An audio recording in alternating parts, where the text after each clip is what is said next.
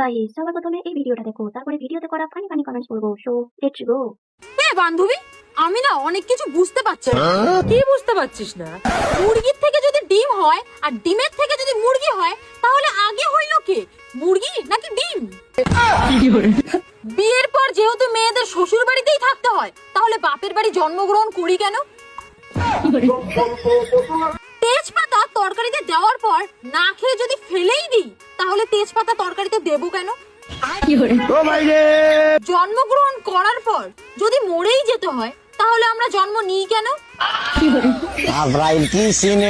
টাকা ইনকাম করার পর যদি টাকা সবাইকে দিয়েই দিতে হয়, তাহলে আমরা টাকা ইনকাম করি কেন?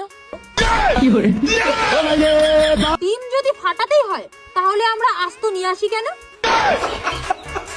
ঘরের ভেতরে মশারি টাঙিয়ে যেহেতু ঘুমাতে হয়, তাহলে ঘর বানাবো কেন?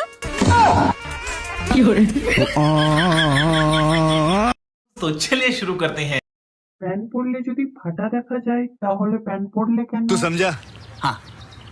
তোমার ফাঁক দেখা যাচ্ছে। মেশিন দেখানো টেকনিক। कौन है ये लोग? ক্যামেরাম্যান কিন্তু ভুল জায়গায় ফোকাস করছে। সত্যি তো খুব চিন্তার বিষয়। अच्छा, বান্ধবী তুই শেষ। खत्म। Bye bye, tata, good bye, गया।